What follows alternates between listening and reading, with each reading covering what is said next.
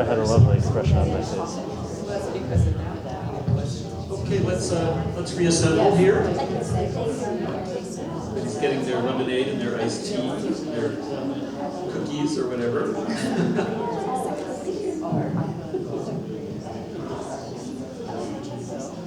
Our next presenter, the last of our three formal speakers, and then we will go to our discussion, is Liley Lopez.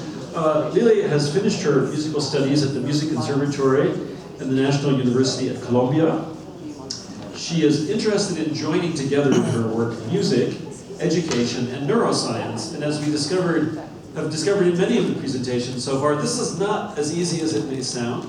And Liley's interest in music neuropedagogy has brought her to us, and we're happy to give her an opportunity to speak a little bit about her work so far. And I think she's hoping to do even more work in the future coming up. So after this presentation, as I said, we will invite all of our speakers to join us up here for a little more extended Q&A, and to include all of you as well. So. Thank you.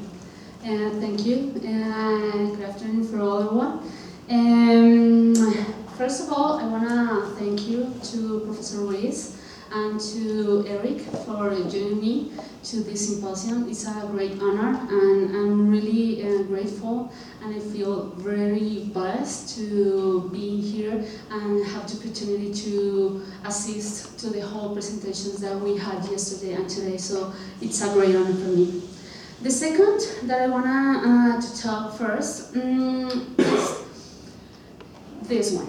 Music neuropedagogy, building a reflection in the classroom. First, we got to take into account that from Richard Sennett's work, who was the alumni of Hannah Arendt, who was the alumni of Heidegger, the obvious is not so obvious. So, in that point, I would like to say that in this presentation, the design and the image and the content is very important. It's not so obvious that I have that circle there, which is the logo for that I had for the symposium. So that has a setting. It means that I'm here, and my country is here too. The second thing is, you got my name there, it's Liley Lopez. Where I'm from? I am from Colombia, which is a country located in Latin America, in the South America region. I'm a conductor, and I'm a specialist in integral artistic education. Right now, I'm working with the only university of only music that we have there at Colombia. It's called Conservatory of the Tolima. Tolima is a region of Colombia. It's pretty hot there, and it's located. The conservatory is located at Ibagué. So I'm a researcher there at the Music Research Center, and I'm running some researching in the music and pedagogy field. So that's who I am. The second thing I want to talk about is this: music neuropedagogy, building a reflection in the classroom. Building a reflection means that we need to humanize the classroom in our country. By doing that, it's not so easy. I think, and I find imperative that in music we need to do a background of science that supports what are we doing, we are going to do right now there. So to build that path, I find three elements essential. First, the reflection. Second, the building. And third, we get to the classroom. It's a cyclic process. It's not a process that is like linear. It's just you go to reflection, then you're going to building, then you're going to classroom, and then you're going to reflection again and building classroom in order to construct new ideas. Arendt, Angel, Moran, and Sennett, they all agree of comprehend the classroom, comprehend the concepts that are in our teaching and pedagogy diary practice. So I agree with them. The first is reflection. We have an overall situation, and a specific situation, and personal experience. This is about how did I do for construct my research and for to get to that, to music neuropedagogy. At Colombia, we have the overall situation. The overall situation is the artistic education. Artistic education is not very disputed, very argued there by him. He's Carlos Miñana. Miñana is Colombian. He's a researcher, very famous in Latin America, and he discuss about the actual situation about education, artistic education there, not only in Colombia but in Latin America. Artistic education is in a critical point in Latin America because of the social and economical context. It's not easy to deal with the whole troubles and problems that we can find every day, and arts are the way out of the children and of the professors there to find another way to see life despite the whole problems that we have there. The second thing that we have is the specific situation. The specific situation is related to the music education at Colombia.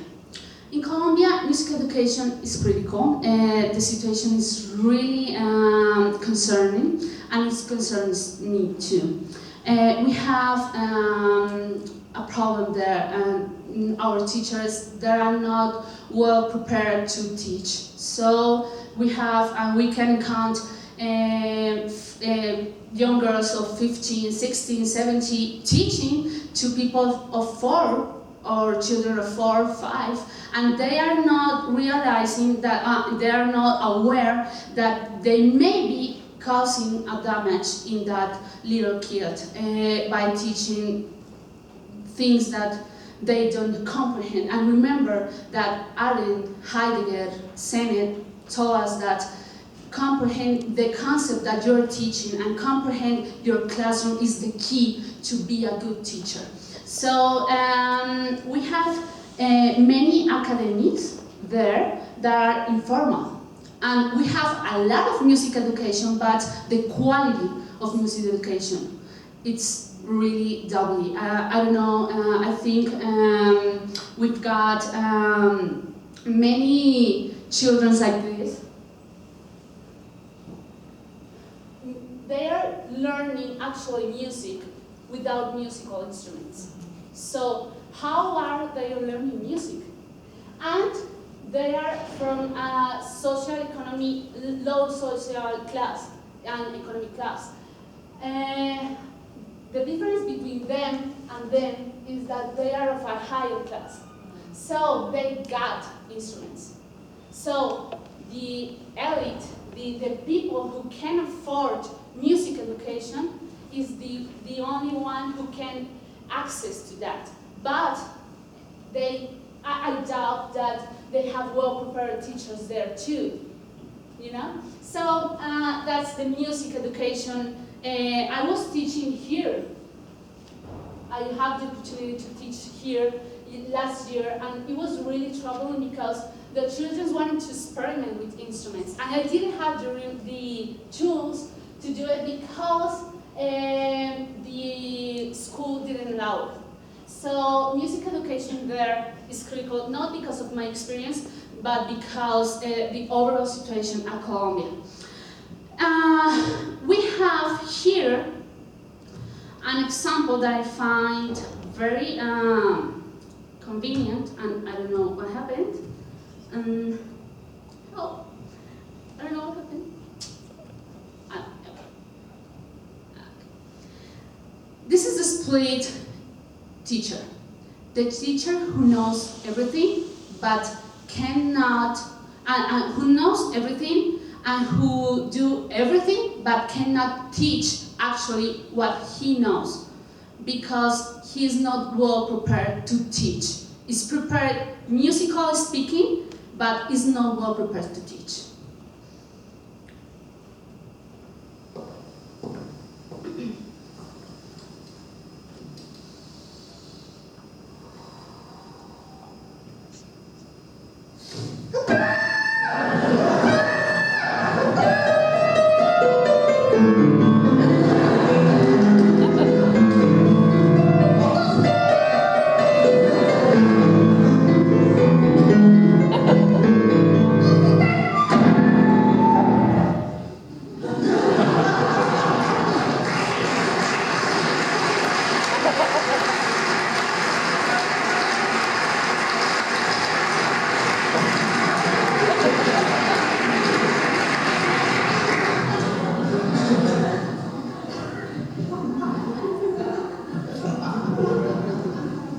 야, 이 새끼야. 너 왜 신기하다, 임마, 이 새끼야?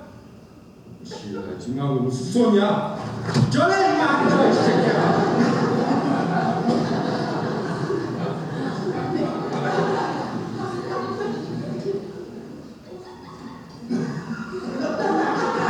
야! 너 뭐하냐, 임마? 이 새끼야, 시간 없어, 이 새끼야.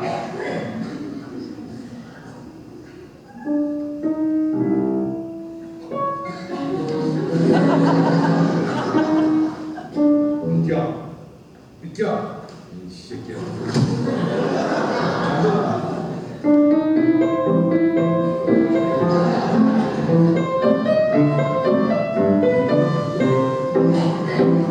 알았어? 너 다시 하니까 빨리 해! 그냥 앉아, 이 새끼야.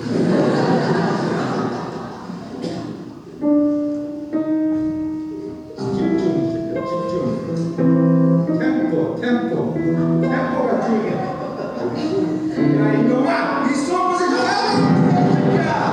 하나, 둘, 셋, 넷! 다다다다다다다다! 이 새끼야, 이거 뭐야, 이 새끼야, 진짜! 이거 뭐야, 이 새끼야! 이거 뭐야! 이거 뭐야, 이 새끼야! 아, 뭐야, 이 새끼야! 하나, 둘, 셋, 넷! 다다다다! 이 새끼야, 뭐야, 이 새끼야!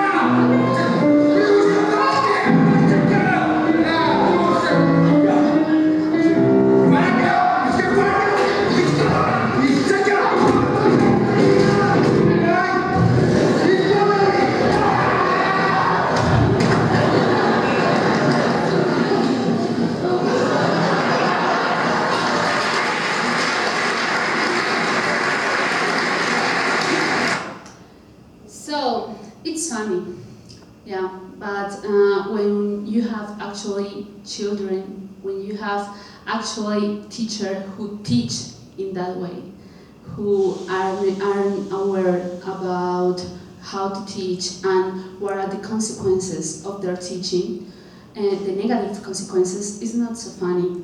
The ethical implications are very deep, and it felt imperative that the people start to think at my country how they are teaching. The specific situation is related to a personal experience that I had, and where this is the start point of music neuropedagogy. Turns out I had the opportunity, like 4 years ago, to be the piano teacher of a student for 2 months. He didn't respond well to my method and my methodologies. And I didn't realize why, because I didn't decide to get deeper in his context. I didn't ask about him, who he was, nothing about that, because I didn't have been, I haven't been taught to do that with the student. 2 months later of being so demanding with my student, his father came to me and he told me that Nelson had schizophrenia. So he had to take a pill, which is a pretty strong pill to suppress the hallucinations. And that pill had a consequence, trembling, and he wasn't be able to manage him well, his motricity. So when I realized that, I was like, oh no, what did I do? I came with my professor, Carmen Barbosa, which is a music therapist, by the way. She teach me this book. I've got it there. Eric, could you please? Thank you. Music and Brain, from Jean-Paul Duspin, maybe you know him. This changed my life. This changed the way I see the music education, because through this research I could find a new way, a scientific way to look on music education. This is the academy where I worked. It is called SUMACE, Escuela de Formación Musical Artística, musical and artistic formation. I taught there for a while. I couldn't help Nelson by that time because I didn't have the preparation, the academic preparation to teach him. But I did realize that I needed to be more prepared. So I did my postgraduate degree, which is a specialization, is lower than master's there at Columbia. So it's in education, integral artistic education. It's try to be multidisciplinary. It's like not get focused only in music, by joining education and other area that helps to improve education. And in my case, that's neuroscience. So it comes the building. We had the reflection, now it comes the building. You can realize that you lack of awareness, you lack of formation, you don't know about brain, and you certainly want to know about music education. So what's the problem? Which methodologies can arise from the analysis of the brain functioning on children with learning disabilities? That's the main problem of my research. And that's why I'm hoping to solve in my entire life, like Professor Morelli? No, I don't remember your name. So I'm bad for names, I'm sorry. Connor, Professor Connor, sorry.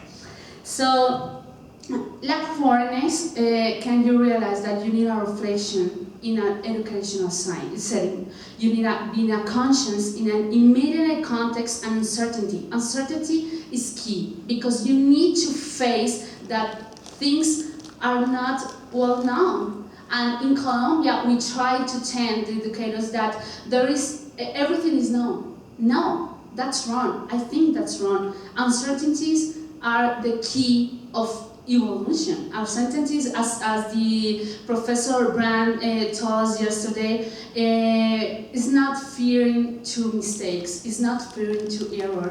It's go to step, and if you fail, try and try and try. And take that responsibility of a real action that you want to do with that research, and that's what I'm doing. The formation.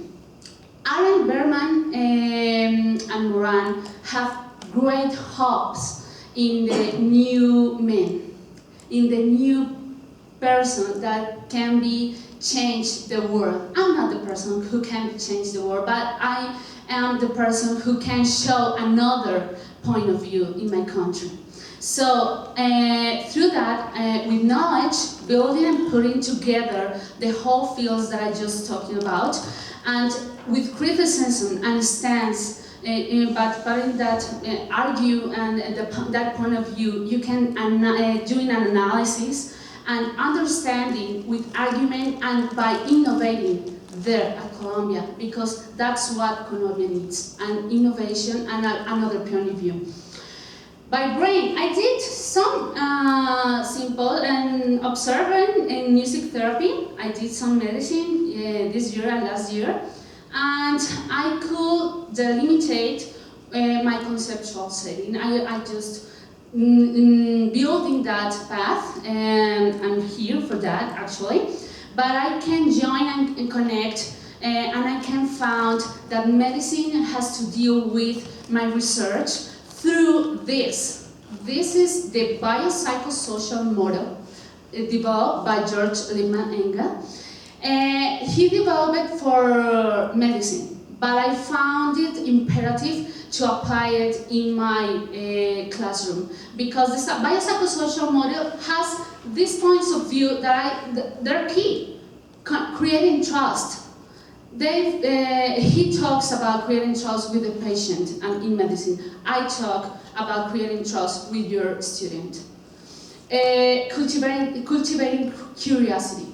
I find imperative that our student has the capability of create criticism and his own arguments. Recognizing bias. Teachers are not perfect. We are capable to make mistakes. So I think by recognizing that is a key point to being a good educator. Educating the emotions. We are human. We cannot separate academic of humanity, because humans are doing academic research. So we need to take into account the multidimensional context of our student. Using informed intuition. This is about expertise, about knowledge, about comprehend your area.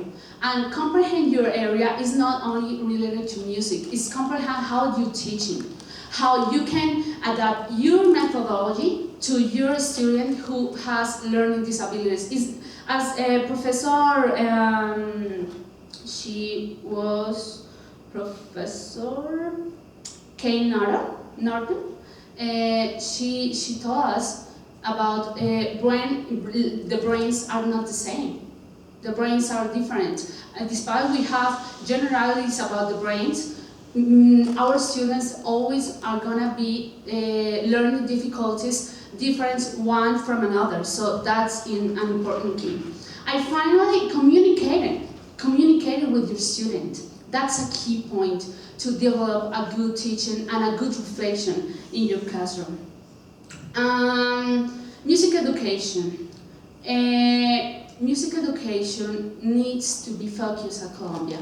We cannot allow to have people, as I said, from 16, 15, 17 teaching our classrooms without knowing what is going on with the brain, how the consequences of their teaching are affecting his students, as happens to me. Nelson couldn't be able to play again piano because my teacher was too hard for him. So I'm trying that case is not going to happen again in the future. So we have music, neuroscience, education, and we have music neuropedagogy. Music neuropedagogy is the field which join those three areas. In neuroscience, I've got the opportunity to have this cerebral asymmetry, which is, I think, there are three terms that a music educator should be taking into account when he's teaching music. Cerebral asymmetry, biohemisphericity, and functional harmony. Cerebral asymmetry is related to the specificity of functioning of each hemisphere. Despin and Levitin, they told us about the brain is one, but by joining those two hemispheres, but we need to know which is the functions of each hemisphere. Biohemisphericity is related to how the hemispheres interact between them, and in each hemisphere. And functional harmony is the brain, it is totally. So how the brain could function by joining cerebral asymmetry and biohemisphericity. Sorry, it's difficult to pronounce. The education, the methods. The methods are like when you have Cherny, when you have Hannon, and the methodologies is the way that you are teaching at. Music educators at Colombia, they are not aware of that. They are not aware of that. They think that methods and methodologies are the same, so they are not paying attention how our methodologies are teaching. And the learning, inclusion, and autonomy. These words are from the biopsychosocial model. Inclusion, the student is not the object. The student is not the thing that we need to put knowledge in. The student is our partner. The student is the person we are going to communicate with, and it's need to be included in the classroom. And he has autonomy. He has the power to decide what does he want, what doesn't he want, and I think that's pretty important in a classroom. And finally, in musical field, techniques and musical and execution. We found all the time, as yesterday Professor Todd, I don't remember the name. Yeah, Professor Todd Fresher. He was talking about the hospital for performing arts, and in Colombia we have a problem there that because of the bad teaching, people are getting sick from tendinitis, and the psychological and physiological consequences are very, very deep in them, because their instrument is the whole world for them. So if you leave them without their instrument, it's like destroying their lives. So it's pretty bad that. Language, music is a language, it's about communicate. The other speakers told us yesterday and today this, and it's about comprehension. Music is not only a score or a method to deal with. It's about comprehension, how do you communicate with your student, and the multidimensional field that I just talking about. So, in music neuropedagogy, surrounding factors, we found this, or I found this, why rhythm and imitation are split from singing and interpretive, when you're singing and interpretative simultaneously. Sorry.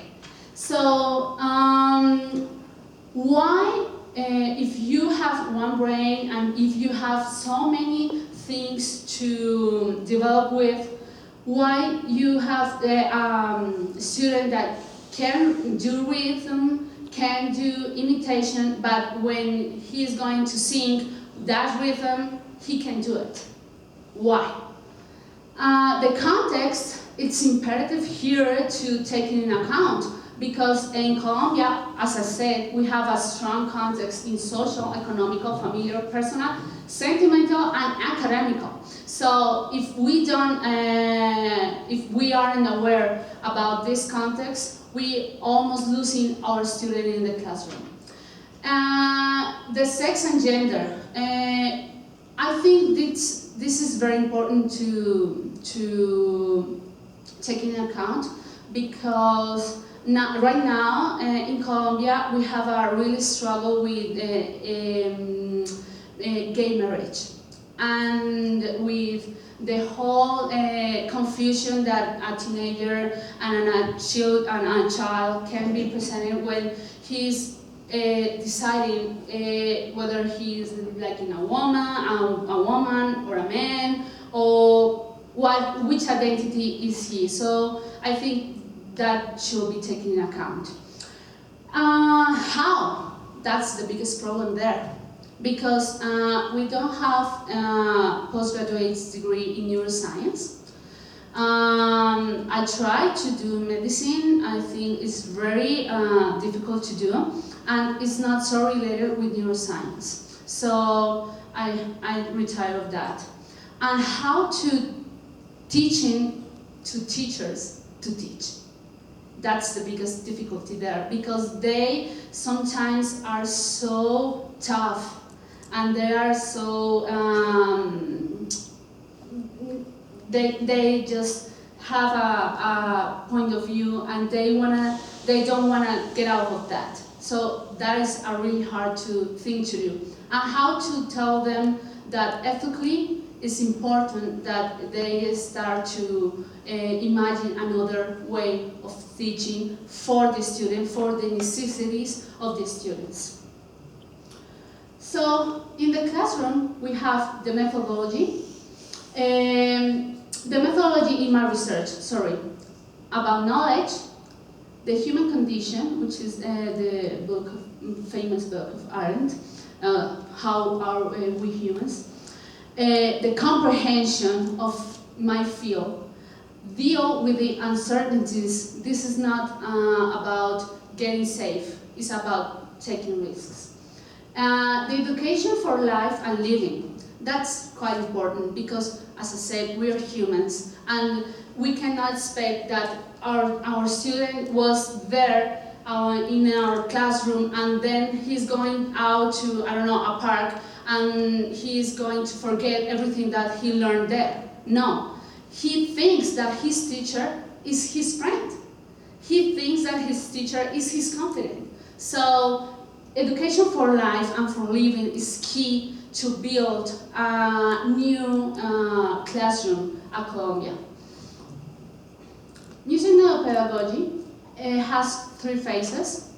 The first phase is learning and formation and continuing education, because I am aware that I just don't know everything.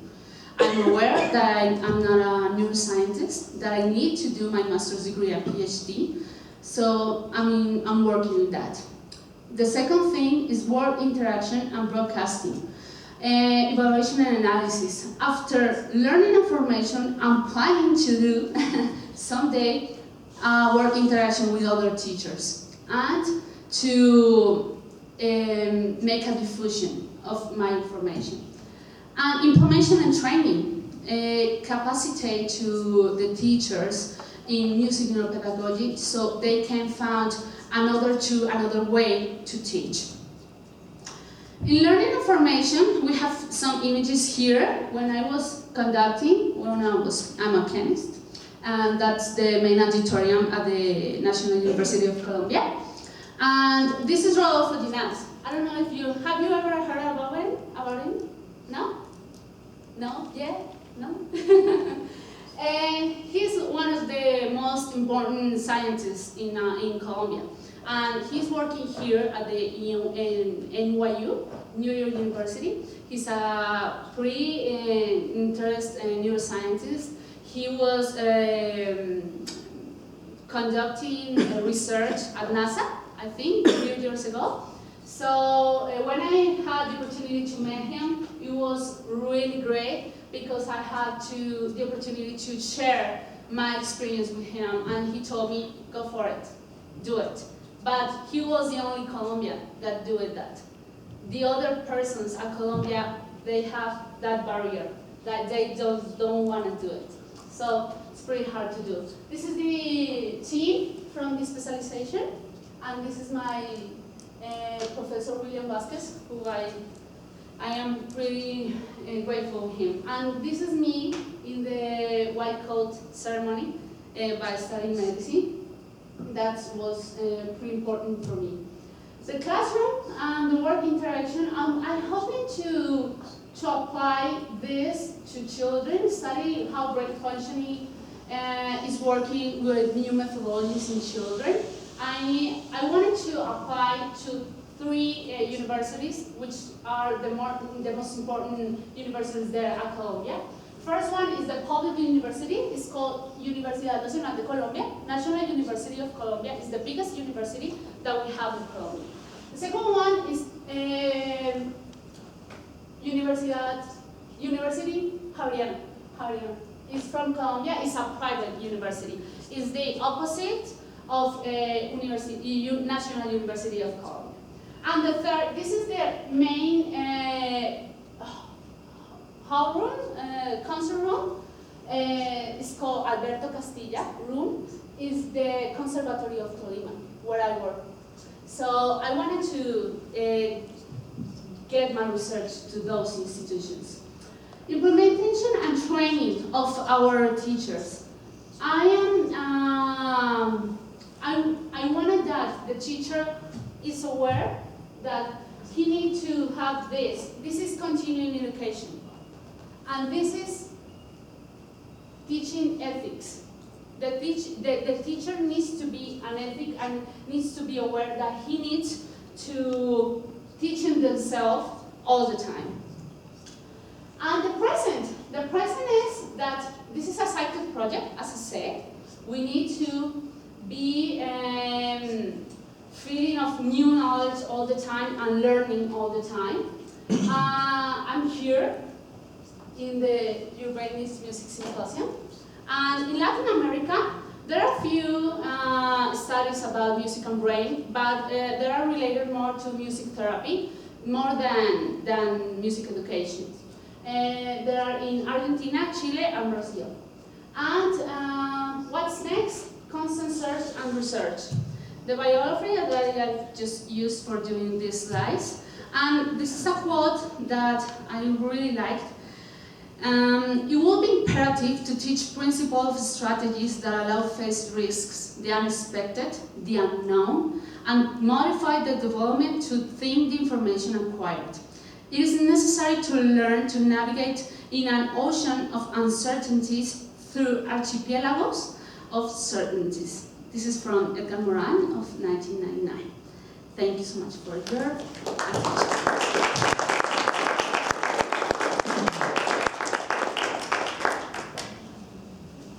Thank you, Liley, and thank you all. I think what I'd like to do, we have so few, I would just encourage people to come forward. The speakers, as well as my colleagues, Professor Romero and Professor Okigbo, and also our moderator for this afternoon, I should introduce. Is she here? I'm right here. Is Margaret? Oh, there she is. You disappeared behind Duke's head there. Margaret Burr is a longtime colleague of mine in the Department of Music Education. And so I think Margaret's the ideal person placed in the middle of us to have this continuing conversation. And this is really quite informal. And I'm going to pretty much turn it over to Margaret, but I think I'm sure everyone who has questions for any of the speakers, as well as our other two panelists. Professor Romero is a specialist in borderlands music, Mexico, Tex-Mex issues, and has run conferences like this all over the world. And Professor Okigbo is our most recent addition to the musicology faculty, the ethnomusicology faculty.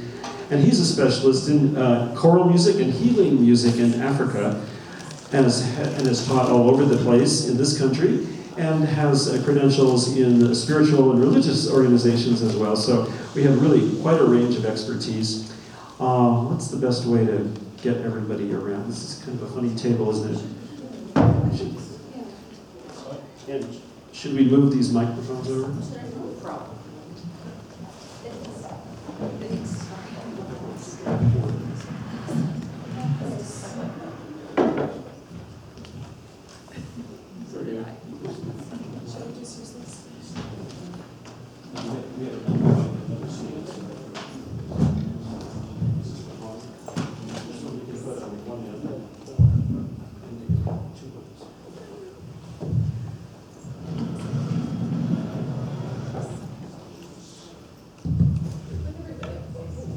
Yeah, I think just speak softly.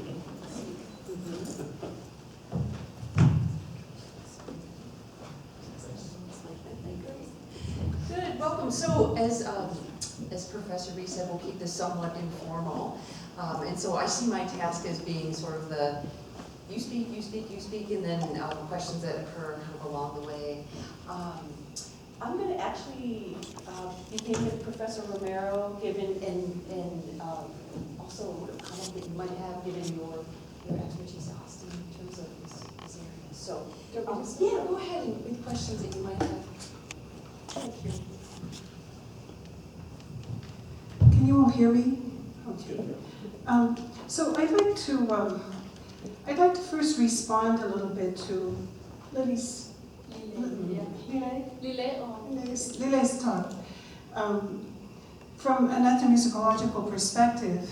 And then I've done a lot of work in Colombia. Actually, I lived there for almost 6 months at the beginning of 2011 on a Fulbright, and I've returned various times since then. I just finished some field work in Colombia. And one of the things that really impressed me when I was there was learning about the Plan de Colombia. Although, depending on who you speak with, it's not something to be that excited about, although it sounds exciting. It's something that was initiated in 1992 with our new constitution. And this plan allows for subsidies being given to on musical ensembles all across the country of various kinds, and with fewer requirements for Afro-Colombian and indigenous Colombian communities. So what they've done is basically I think China and Korea have been the ones who have donated a lot of money for this project. And so when I was there 2 years ago, the government had already distributed close to 7,000 musical instruments to all these different little communities. And so from that perspective, and just from being in Colombia, my feeling was that everybody in Colombia knew how to play music. And I mean, I know that's a huge generalization, but it just seemed that so many people could pick up the cuatro and play beautifully, and sing rhythms that were complicated that it would take quite a while to teach children. So I think from the perspective of an ethnomusicologist, in recent time we've been talking a lot about participatory music versus presentational music. So there are a lot of communities in the world, actually, where it's much more important that more people participate than that they sound completely in tune, let's say. And so even though I have a very strict background in music as a composer as well, I really like the idea that this participatory music is valued, or should be perhaps even more valued, because what we need so much in our communities is more music. Music, as various of these studies have shown, that people have talked about, is such a basic human form of expression. And in my perspective, even though we don't have the information and the data to prove it yet, I think musicking is probably pretty close to our need to survive. So even though we don't have all of that information, I'm quite certain that music is something that is essential for survival. And so presentational music, okay, participatory music and presentational music. Well, for presentations, even up in the Andes, those panpipe groups that will want to get 300 players for a particular piece, when they go on the stage, they're quite fussy about their tuning. But out in the community, it's just getting more and more people. And that's very similar to American Indians. One of my specialties is the music of American Indians, which is largely considered to be healing by Native Americans. So they speak a lot about collective mindfulness in rituals. When everybody sings together and their intent is prayerful, it's a very powerful force. Native Americans believe that music is a power, that it is a force that one can manipulate to get prosperity, to get the rain to come. And I heard a couple of years ago that people up in the ski resorts were trying to hire Apache medicine people to come up and make the snow fall. We probably don't need that this year. But so there's something about this idea of collective mindfulness when we all put our minds together. And I remember a study from the late, probably 60s, which I wish I'd kept, They talked about a neurologist who hooked up everybody to a television set, a number of people in his experiment, and told them to wish that television on, and everybody could do it, except some people took 2 minutes and some people took a half hour. So we do generate energy as humans. We generate electricity. And who knows what Native people know about this collective mindfulness, or why they prefer to dance and sing at the same time, although I was moved by what Sarah said about you can't be anywhere else but where you are when you're singing and dancing at the same time. And maybe when we're really all completely present, maybe we even have a little bit more of this, whatever it is that makes us wish things into being. I wanted to speak to that point of valuing perhaps more also where we find music making as educators, where we find it already, to nurture it and validate it and have that be a part of who we are in this project, to humanize music. And along that particular line, do you know the trauma that this spoof on the very strict teacher that they showed us is not that uncommon. At least 50 of our undergraduates are in counseling, we heard this year, at the Multicultural Center. So, and I have heard actually horror stories, but there, you know, whether you were spanked or hit with a ruler on the knuckles if you couldn't play the piano right when you were a child, or the various ways that we can maybe intimidate a student when they don't play just the way we want them to. Our professions, you know, I'm not a performance faculty member, so I don't have to worry about this, but they have to worry a lot about whether their students are going to do well, if their students are going to, because then they also get positive points for merit evaluations and that sort of thing. So the trauma has not gone away. Also, you mentioned the carpal tunnel today. We had I heard, I don't know whether this was documented, Margaret, but that more than half of our music students have carpal tunnel. And so we began a whole process, a whole program of teaching Alexander technique and other ways of helping students physically. But the stress is something that you don't necessarily address when you align people. Maybe the adding of the music and the rhythm, maybe that does address the stress a bit more. But many of our students do have problems, and part of that is repetitive motion. You know, we just practice for 8 hours doing the very same thing. I mean, the same thing happens to me when I swim for too much, or do, you know, that sort of thing happens. So quality, you know, teaching. And I think it all really does come back to that idea of humanizing it for the student. Because if you, like they said, if you feel you're a friend with your teacher, then it's a positive thing. You feel good about doing it, and you relax a little. It's a joy to do this. It's not a chore. And